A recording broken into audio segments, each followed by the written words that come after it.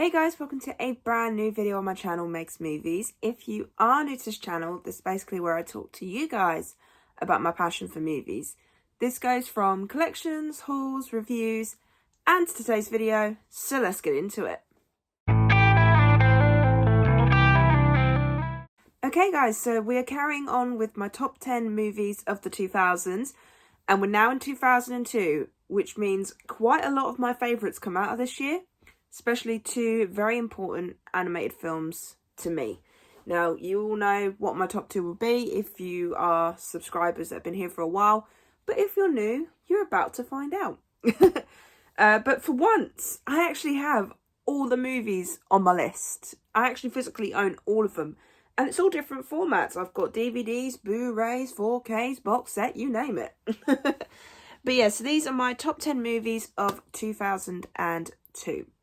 So there's a mix of horror, comedy, animation. So nice little random bunch here. But it's been really nice doing this series. I mean, I really enjoyed doing the 90s and now I'm doing the 2000s. So yeah, I'm actually hyped to see what the rest of the 2000s brings. And yeah, so let's just get straight into it. And at my number 10 spot, we have the very first Resident Evil film. I actually quite enjoy the whole franchise. Not all the movies are great, but they are still enjoyable in some way. I will be honest, I actually never played the games before watching these films, so I couldn't really compare the two. I have started playing a couple of the games, but not actually played all of them. I would like to, though, as something I would like to do is get back into my gaming. Because something I'd like to know, would you guys like to, you know my original versus remake, how I've now got a side one for live action versus animation? How would you feel about gaming versus movie adaptation? Let me know.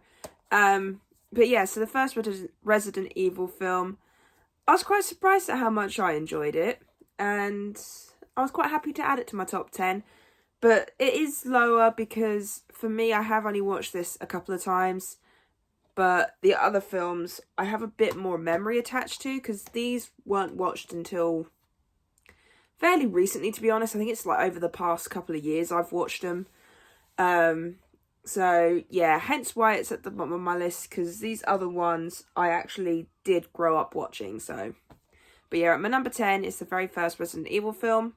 I'm not sure if the others will make the list. They might do in future, in the rest of the 2000s or 2010s when they come out. They might pop up again. If not, definitely the first one. Okay, at number 9, I had to include this on this list. As much as I am terrified of these things, this is the only movie so far that I have watched that I can actually get through.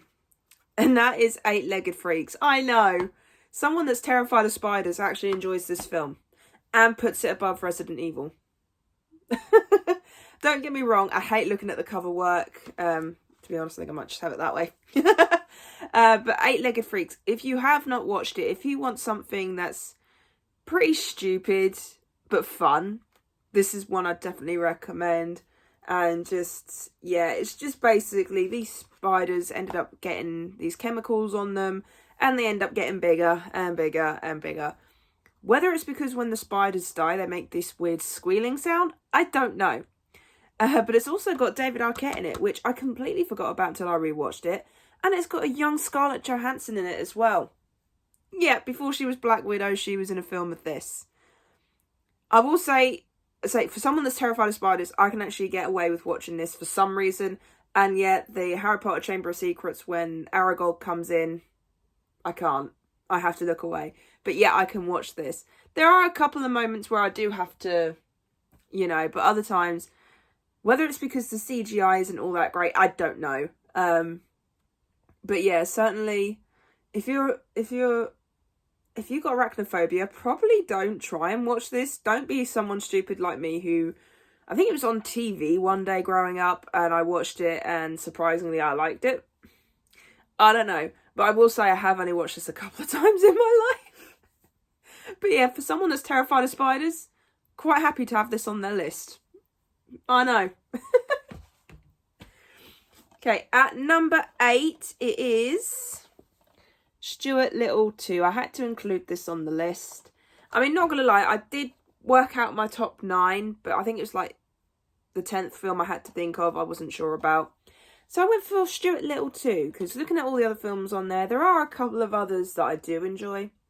But this one I thought about as soon as I saw it. It's not as good as the first one, I will admit, but it is still fun. It's an enjoyable little movie, and I still need to watch the third one, which is an animated one, so I will eventually get around to that. But no, Stuart Little 2 is a cute little movie. It's a nice little sequel. Like I said, not as good as the first one, but definitely worth a watch if you've seen the first one. Okay, at number 7, Evander. You'll be very happy with this, but then probably also disappointed it's not nearer the top. But hey, it made my top 10. And that is Spider-Man, the very first one. I grew up on the Spider-Man films. I remember seeing these on TV and just enjoying them. And the first one is pretty epic. For the very first Spider-Man film we got, it is absolutely amazing. It's really good. I will be honest here, Andrew Garfield is my favourite Spider-Man, if I'm going to be completely honest. But I do enjoy Tobey Maguire's take on it, and so he brought Spider-Man to life, and he did really well with it. So yeah, Spider-Man is at my number 7 spot. Sorry it's not higher, Evander, but I have to be honest. But it made my top 10, so, and it's higher than Eight-Legged Freaks, so that's saying something. But no, the first Spider-Man film is a pretty epic start to a franchise, and just, yeah, set groundwork for future Marvel films. So okay, at number 6, now I put this above the other ones because I have watched this one more on repeat than I have the others, and that is Austin Powers in Goldmember. Funnily enough, my favourite one out of the 3. Yeah, I don't know why, but I really enjoy this one.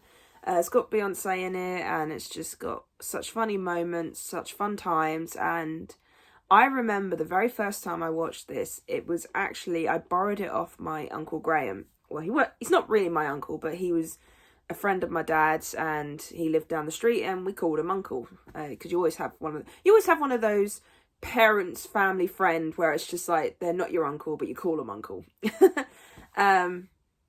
And yeah, so I borrowed the box set off him. He had like this blue DVD sparkling box set, and I watched all 3 and I enjoyed them all, but Goldmember is the one that I enjoy the most. I don't know why, especially compared to like the first and second one. They are really good films, but if you want a parody of James Bond, seriously, give this a watch. I still need to watch the other James Bond films. I haven't gotten that far yet. But no, Austin Powers had to make the list. There was no way I was not going to include this. So, Austin Powers Goldmember, you make the list. Okay, and we're now into my top 5, and most probably the most popular films on this list, excluding Harry Potter, because obviously I didn't include it. But I think these are the most memorable ones from that year, so I think a lot of people would probably agree with me having it in my top 10. If not, that's absolutely fine. But at my number 5, I struggled between this one and the next one, between having it as my 4th and 5th.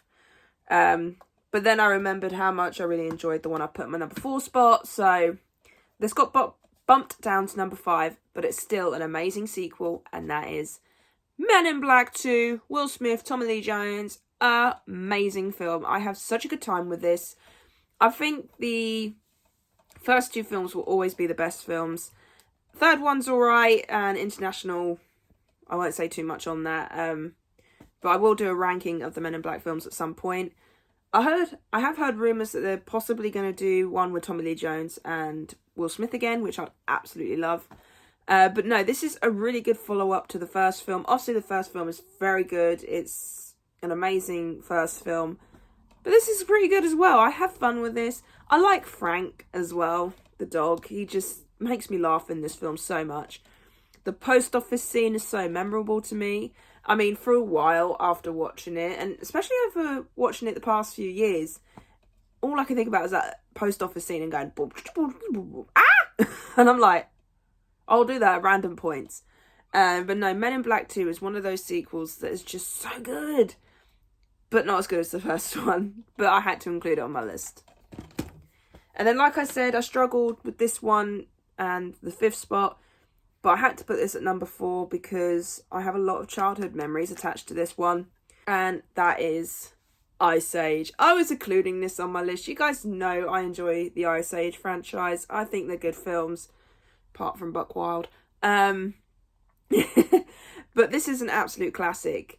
Is the animation all that great? No, but it is still fun. Sid, Manny, Diego, the start of a beautiful friendship group there. I always have such a good laugh watching this, and say this is part of my childhood. I grew up with these films and I don't think I actually got to see this in the cinema. I don't think I got to see any of them. Apart from, might have been the 4th or the 5th one I saw in the cinema, but I hadn't seen these ones. So if they do ever come out to the cinema, I will watch them. But no, Ice Age, and especially Scrat. Oh my god, the most quietest character. Well, not quiet, but like he has no lines. But yet he's the most memorable thing from this movie. I know. Scrat is in all the movies, and I think everyone loves Scrat. Sid the Sloth, my spirit animal. I am a sloth myself. Not gonna lie. But no, such funny moments, such funny scenes, and yeah. If you have not watched Ice Age, definitely at least watch the first one. Okay, and now into my top 3, which a lot of people probably know what will be in my top 3, but if you're new, you're not going to, and you're now about to find out. At my number 3 spot, at first I was going to show the Blu-ray, but I thought, no, we're going nostalgia, and I'm going to show the DVD version of this. And at number 3, the live-action Scooby-Doo film. Best Scooby-Doo live-action film we have ever gotten. Nothing will beat this. Just absolutely amazing. Casting, perfect.